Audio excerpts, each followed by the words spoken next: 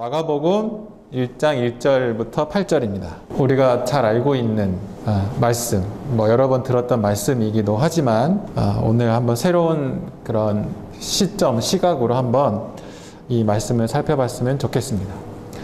오늘의 제목은 가까이 온 하나님의 나라입니다. 하나님의 나라라는 말은 많이 들어봤죠. 도대체 하나님의 나라가 뭐야? 라고 할 정도로 많이 하나님의 나라를 얘기합니다.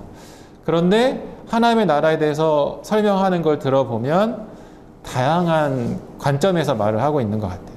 근데 오늘 마가복음도 하나님의 나라에 대해서 선포하고 있는 거거든요. 근데 마가는 어떤 관점에서 하나님의 나라를 말하고 있는지 한번 살펴볼 겁니다. 우리가 요해서를 보면서 거기에도 보면 하나님의 영이 부어진 하나님의 백성이 된 이 이야기들을 구약에 나오는데 오늘은 비슷한 이야기지만 신약에는 그런 하나님의 영이 부어진 것이 하나님의 나라를 아는 사람들이 어떻게 그것을 받아들이고 살아가야 될 것인가를 다시 한번 신약의 관점에서 보도록 할게요. 오늘 1절을 보면 되게 직접적이고 강하게 얘기하는 거예요. 우선 첫 번째, 하나님의 아들 예수 그리스도, 이 말이 나온 거. 두 번째, 복음의 시작이라. 이 두 가지 이야기가 나와요. 근데 예수 그리스도의 복음의 시작이라고 붙였단 말이죠. 우선 그 예수님이 처음부터 하나님의 아들로 표현된 것이 마가복음인 거죠. 이 하나님의 아들이라는 표현은 어떤 걸 뜻하냐? 메시아. 메시아라는 표현과 똑같습니다. 메시아는 뭐냐? 기름 부음 받은 자라는 거예요. 구약 성경에 보면 기름 부음 받은 자는 왕, 선지자, 이런 사람들, 제사장들 기름 부음 받았죠. 그래서 유대인들에게 있어서 메시아는 왕 같은 왕으로 생각하는 거예요. 근데 그 왕이 자기들을 어떻게 해줄 걸 기대했냐면 괴로운 현재의 삶을 탈출시켜줄 왕으로, 이 곤욕스러운 이 세계를 해방시켜줄 왕으로 생각했던 거예요. 그게 메시아예요. 이 곤욕스러운 것을 탈출시켜준 왕으로 생각했을 때 유대인들은 어떤 역사적 사건을 가장 먼저 떠올릴까요? 출애굽, 곤욕스러운 삶에서의 탈출. 하나님이 이들을 끌어내서 완전히 탈출시켜주는, 해방시켜주는 이런 것들을 기대. 그런 이상적인 지도자, 그런 이상적인 메시아에 대한 그림이 있었어요.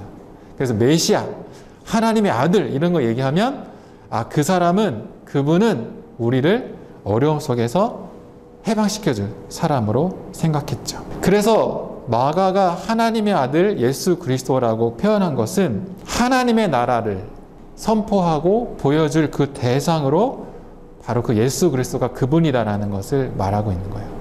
근데 여기서 복음의 시작은 뭐냐면 이 하나님의 아들이신 예수 그리스도가 선포한 그 내용들, 하나님의 아들이신 예수 그리스도가 행동으로 보여줬던 그 삶의 모양들이 다 복음, 그 복음이라는 거죠.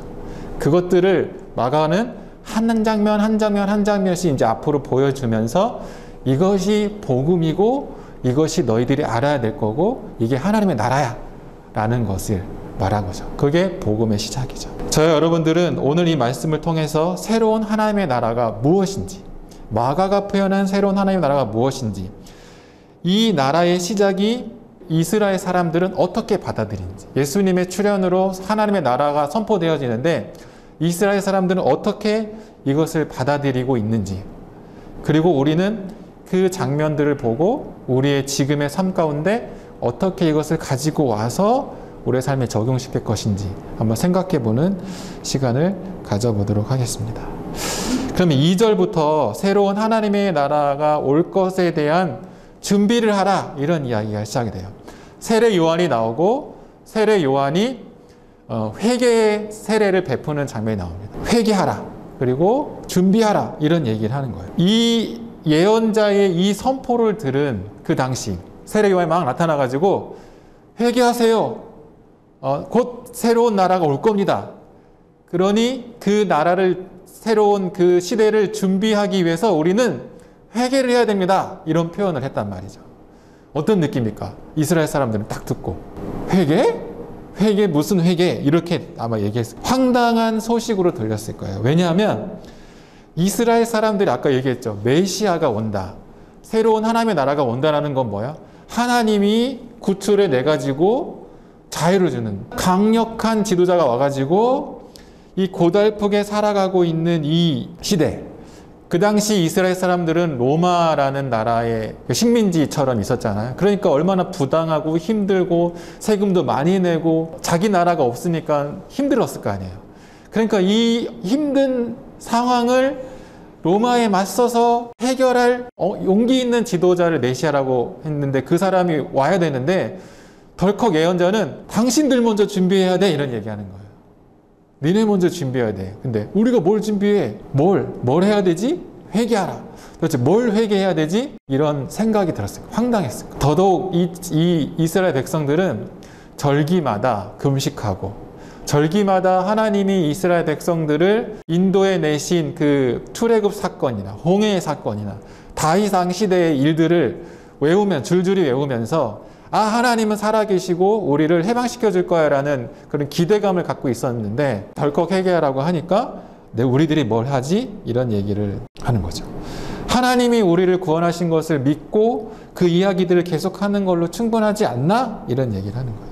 그런데 요한은 이스라엘 백성들에게 단순히 하나님의 구원의 이야기를 듣고 알고 그냥 이렇게 나누고 그래서 하나님이 얼른 왔으면 좋겠다 라고 그냥 그렇게 기대하는 것만으로 끝나길 바라지 않았던 거예요. 요한의 사명은 곧 올 새로운 나라, 하나님의 나라를 준비할 백성들을 준비시키기를 원하셨던 겁니다.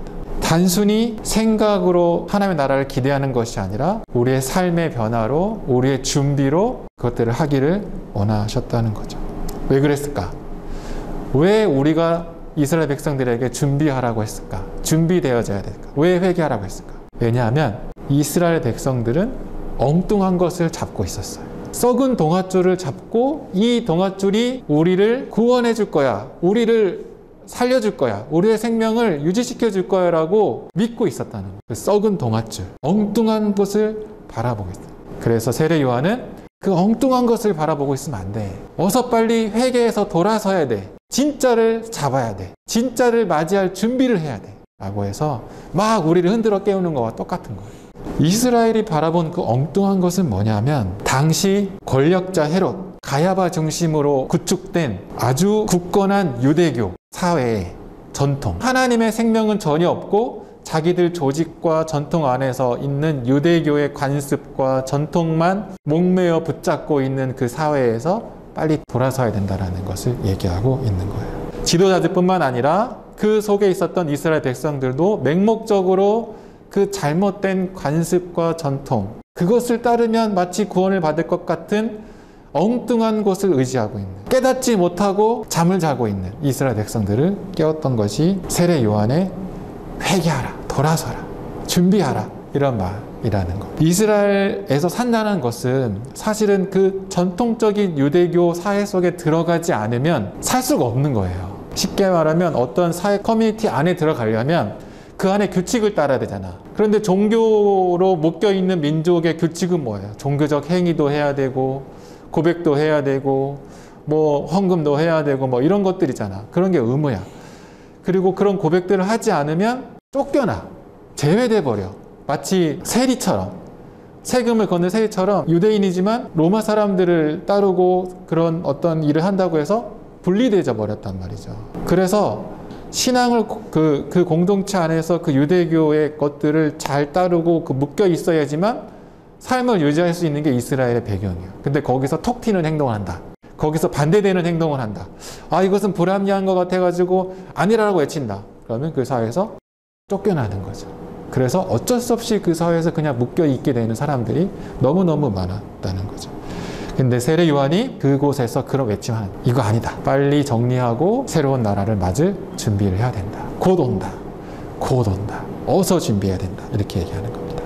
생명력이 없는 간섭, 아무런 믿음이 없는 신앙생활을 하고 있는 유대인들을 깨우고 있는 겁니다. 우리는 어떤가? 우리가 신앙생활 한다고 이렇게 모이잖아요. 모여서 예배도 드리고 헌금도 하고 기도도 하고 뭔가 우리 삶에 하나님의 놀라운 그 임재와 놀라운 도움을 기대하면서 공부도 하고 예배 생활도 갖고 하나님 믿는다고 선포도 하고 정말 나름 진지하게 그 신앙의 어떤 그 업그레이드를 해서 막 하는데 생각해 보세요.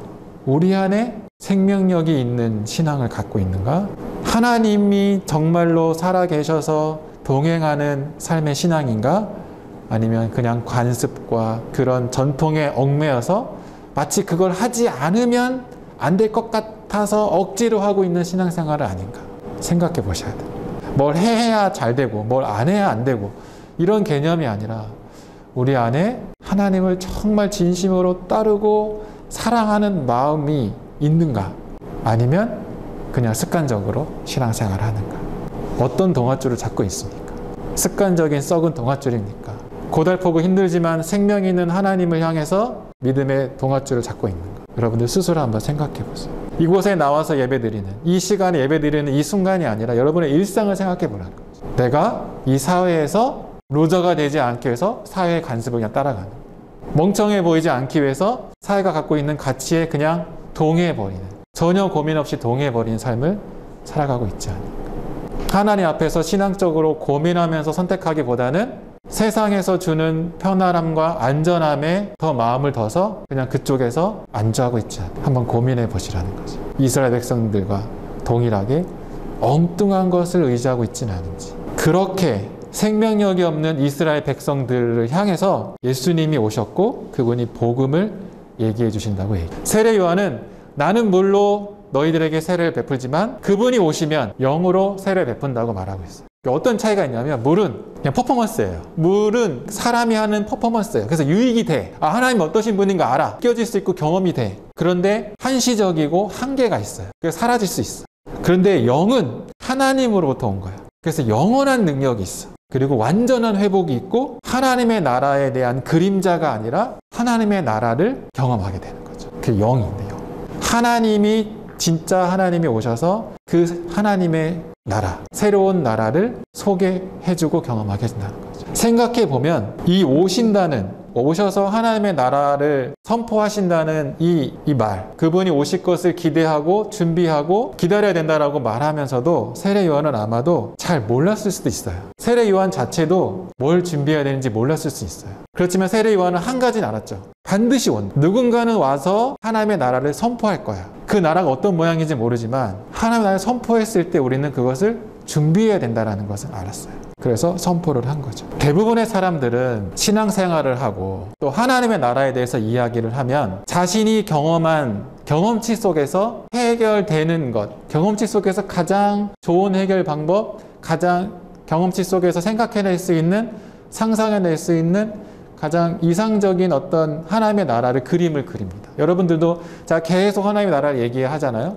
머릿속에 그림을 그려요. 그 하나님의 나라가 뭘까? 그 에덴 동산 같은 그런 거 있잖아요. 병도 없고 두려움도 없고 싸움도 없고 이런 나라의 하나님의 나라에 대한 이야기를 해요. 환상적인 나라. 마치 정말 우리가 이게 싹 옮겨져가지고 에덴 동산에 탁 내려가 있는 아무 걱정이 없는 탁 그런 세계를 하나님의 나라라고 얘기하는데 오늘 그 복음을 알리는 예수님이 오셔서 우리에게 말하는 하나님의 나라는 전혀 다른 개념의 하나님의 나라를 사실은 소개하고 있는 거고 마가는 그런 것들을 한번 너네들이 생각한 거와는 전혀 다른 하나님의 나라가 우리에게 소개되었어 라고 우리에게 선포하고 있는 것을 말해줍니다. 예수님이 복음의 시작이고 오셔서 우리에게 하나님의 나라를 이제 설명해 줄 거예요. 설명해 주고 알려주시는. 그런데 그것이 매우 불편한 것이 될 거야 라고 얘기해요. 자 볼래요? 그 예로 3장 6절을 한번 가볼래요? 쑥 넘어가면 예수님이 무슨 죄를 지을 만한 일을 하시지 않았어요. 그런데 예수님이 선포하고 말하는 이 일들을 보고 지도자들이 어떤 생각을 가졌어요? 죽이고 싶은 마음을 가졌어요. 예수님이 선포한 하나님의 나라는 그 당시 이스라엘 백성들, 유대인들에게 있어서는 엄청나게 불편한 일이었던 거예요. 근데 마가는 이 마가복음을 읽는 우리에게도 그렇게 불편함으로 다가올 거야. 각오하고 들어 라고 우리에게 말하고 있는 거죠. 왜 불편한 게 우리가 하나님 나라 천국에 옮겨지는 거면 불편할 게 없잖아. 천지가 개벽해서 변화되면은 불편할 게 없잖아. 그거 다 좋아지는 건데. 그런데 이 세상에 자리 잡은 세상의 가치들과 부딪히는 것이 있기 때문에 불편하게 되는 거예요. 여전히 이 세상은 그대로 있는 거예요. 예수님이 오셔서 하나님의 나라를 선포하는데 여전히 유대인들의 관습과 이기심과 권력욕과 개인주의적인 이런 사회 전반적인 것은 해결이 안 돼 있는 거예요. 그리고 사람들로 하여금 하나님의 나라에 대해 선포하니까 사람들이 너무 불편하고 받아들이기 힘든 거죠. 그것들이 우리에게 도전되어지고 있는. 오늘 제가 여러분들이 하고 싶은 말은 복음, 그리스도를 산다라는 것은 엄청난 도전 속에 있다라는 겁니다. 우리가 하나님 앞에서 잘 살아야지, 믿음으로 살아야지 매번 고백하기도 하고 작심하기도 하고 그 다음에 막 계획을 세우기도 하고 막 그러잖아요. 그런데 내 생각만큼 안 돼. 왜냐하면 세상과 부딪혀야 되는 일이 되기 때문에 그래요. 엄청나게 불편한 일을 감내해야 되기 때문에 그렇습니다. 이게 마가복음 1장의 분위기예요. 밖에 와서 빨리 가야 돼, 빨리 준비해야 돼 하는데 너무 불편하고 너무 황당한 거예요. 자고 있는데 갑자기 깨우고 뭘 해야 될지도 모르겠는데 빨리 준비해야 되는데 별로 하고 싶은 일이 아닌 것을 우리에게 선포하고 있는 겁니다. 그분이 곧 오신다는, 그런 하나님의 나라를 선포할 분이 오셔서 우리에게 알려준다는 겁니다. 오늘 우리에게 이 질문을 한 겁니다.